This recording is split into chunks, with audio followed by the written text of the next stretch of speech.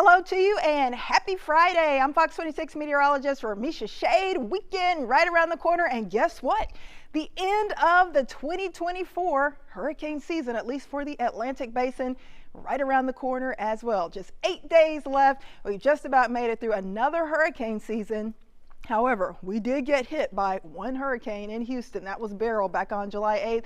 So it wasn't quiet all season long. And I know some of you out there are still trying to recover from the aftermath of Beryl, but at least we didn't have any other tropical storms or hurricanes head our way after Beryl. However, other areas did get hit.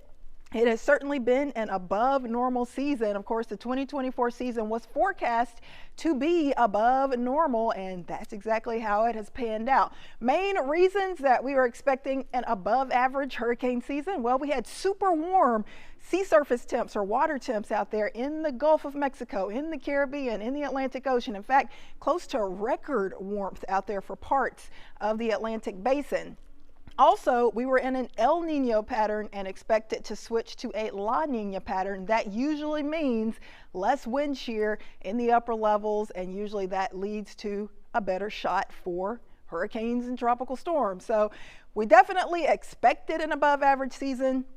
Guess what? That's exactly what we got. And now we are just 8 days away from saying goodbye to this year's hurricane season. Now, what about the difference between tropical storms that we've had in hurricanes in an El Nino year versus a La Nina year? Of course, we did gradually transition to a La Nina year during this hurricane season.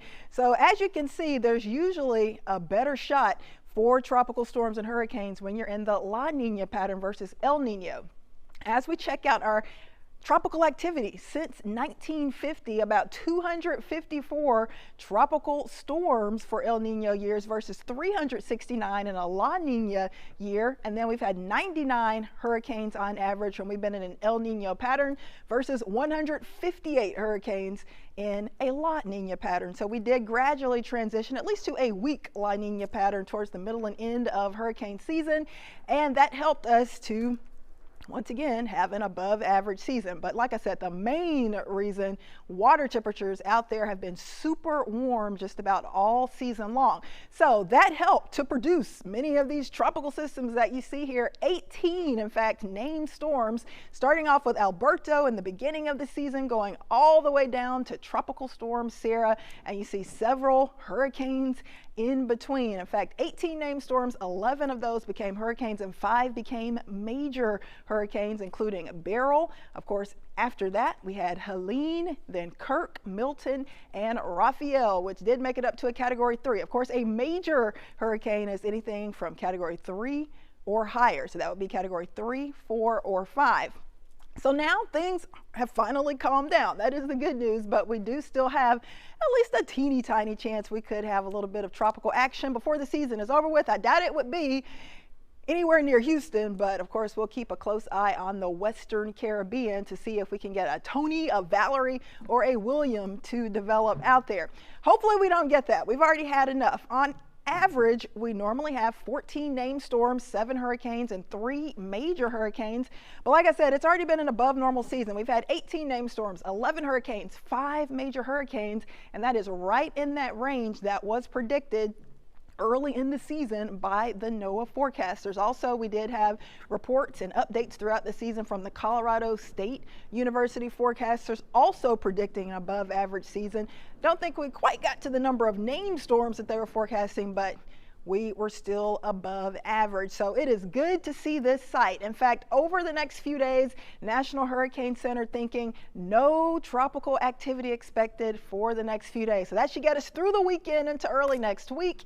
On the quiet side, we've only got 8 days to get through for the rest of the hurricane season. So hopefully we're finishing things off on a quiet note. I do think that we will. We're not really seeing any tropical waves out there that look super impressive at the moment.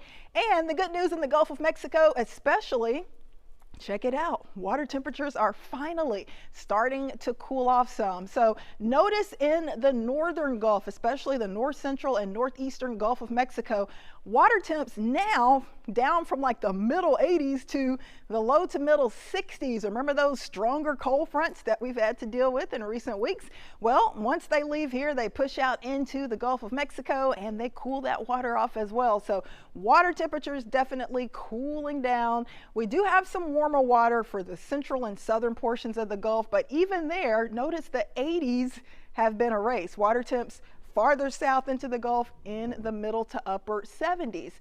Also in the Atlantic, those temperatures getting cooler. Sea surface temps, though, for the western and northwestern Caribbean, still in the low 80s for a few spots. So that would be the one area to watch over the next week or so to see if we can get anything going.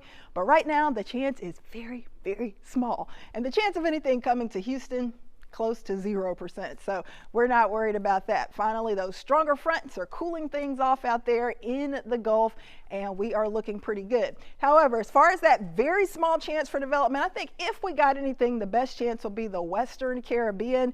But even there, the chance for any type of development is going to be on the low side for the remainder of our hurricane season. So we're looking great. Once we get to November 30th, that will be it.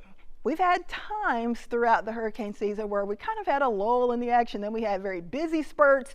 Of course, the peak of hurricane season all the way back on September 10th. We made it through that active period. October remained fairly busy, but finally, as we get towards the end of November, things are calming down, and I don't think there's much of a shot for anything major, at least, to pop up out there in the Atlantic basin. So certainly some good news. Of course, we will be here keeping a close eye on things as we go through these last few days of our hurricane season. So keep checking back every afternoon. We'll keep you updated if we see anything concerning. But for now, my advice, get out there, enjoy the holidays, enjoy your weekend, and you won't have to worry about anything impacting you coming from the tropics. So have a great rest of your Friday. I'm Fox 26 meteorologist Ramisha Shade.